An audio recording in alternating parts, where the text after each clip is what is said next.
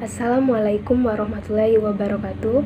Perkenalkan, nama saya Cika Sri Haruningsi dengan NIM 190141565 dari kelas 4 BPGSD. Baiklah, di sini saya akan berargumentasi mengenai pendidikan yang dipengaruhi oleh perkembangan teknologi yang semakin canggih ini. Pendidikan saat ini sudah dipengaruhi oleh perkembangan teknologi yang sangat canggih, yang mana kita ketahui semenjak perkembangan zaman, semakin berkembangnya zaman, maka semakin berkembang pula teknologi yang ada di dunia ini. Pendidikan yang dipengaruhi oleh perkembangan teknologi yang canggih ini adalah salah satu hal yang bagus, di mana suatu pendidikan bisa dibantu oleh alat-alat teknologi yang canggih untuk menyampaikan segala informasi kepada hal yang kita butuhkan, yaitu kepada salah satunya adalah kepada peserta didik jika kita menjadi seorang pendidik. Memiliki teknologi yang canggih ini adalah hal yang sangat bagus digunakan dalam suatu dunia pendidikan. Untuk itu, pendidikan yang dipengaruhi oleh perkembangan teknologi ini ada pendidikan yang berinovatif, yang kreatif, di mana kita, terutama kita sebagai pendidik, harus bisa menggunakan teknologi-teknologi canggih. Karena apa? Sesuai perkembangan zaman. Jika zaman berkembang, maka kita juga harus berkembang. Untuk itu, kita sebagai pendidik harus bisa menggunakan teknologi-teknologi canggih agar kita menghasilkan generasi yang kreatif, yang inovatif, yang emas untuk bisa bersaing di kancah global. Nah, untuk itu kita sebagai tenaga pendidik harus bisa dalam mengimplementasikan apapun itu dalam dunia pendidikan, terutama untuk menggunakan teknologi-teknologi canggih. Nah, perkembangan teknologi saat ini sudah semakin canggih, apalagi dan perkembangan teknologi saat ini sangat dibutuhkan sekali, terutama di masa pandemi saat ini. Di masa pandemi saat ini, yang mana kita ketahui bahwa sistem pembelajarannya sudah diubah dengan dari awal kurikulumnya, sistem pengajarannya, sistem pembelajarannya, yang mana kita ketahui sudah dilaksanakan secara daring maupun luring. Walaupun dilaksanakan secara luring, tapi sudah keterbatasan waktu, dilaksanakan secara luring tapi memiliki 2 waktu, 2 sesi, maka tidak ada waktu yang lebih, itu keterbatasan waktu sekali untuk sistem pembelajaran luring. Nah, sekarang lebih banyak digunakan dalam masa pandemi ini adalah sistem pembelajaran daring, yang mana sistem pembelajarannya yang dilakukan di rumah. Untuk itu, salah satu penyelesaian masalahnya adalah dengan menggunakan alat teknologi, salah satunya HP, handphone, laptop. Nah, dari HP kita bisa mengakses suatu aplikasi seperti WA, media WA, via Zoom, via Google Drive, via Google Form, Google Classroom. Nah, dari itu semua kita bisa mengimplementasikan suatu pembelajaran kepada peserta didik melalui teknologi canggih seperti handphone atau laptop dengan media-media yang telah disediakan dalam fitur-fitur dalam internet tersebut. Nah, masalahnya di sini adalah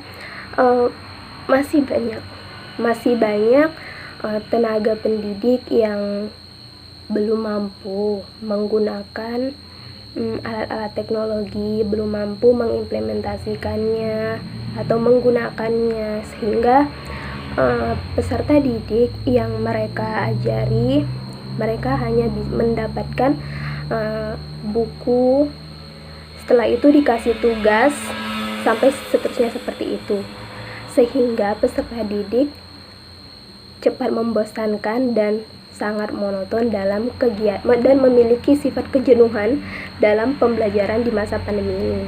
Nah, untuk itu seorang pendidik harus dituntut untuk bisa menggunakan teknologi canggih. Apalagi di masa pandemi ini, mereka harus bisa menggunakan teknologi canggih. Karena apa? Karena dengan teknologi canggih mereka bisa mengimplementasikan suatu pembelajaran dengan kreatif dan inovatif itu kepada peserta didik, dan peserta didik pun bisa menerimanya dengan baik, dengan menarik, tidak bosan, dan menerimanya dengan senang hati, dengan lebih menarik. Nah, untuk itu solusi ada 3 solusi untuk seorang guru atau tenaga pendidik lainnya yang belum mampu dalam menggunakan teknologi untuk sebagai sarana sistem pembelajaran. Untuk itu, seorang guru yang pertama harus mengikuti seringlah seorang guru mengikuti media kreatif atau platform kreatif. Di situ guru bisa belajar media kreatif, bisa belajar pengetahuan lebih luas lagi mengenai teknologi canggih, media-media canggih yang bisa digunakan untuk sarana sistem pembelajaran. Dan yang kedua adalah guru bisa mengikuti pelatihan.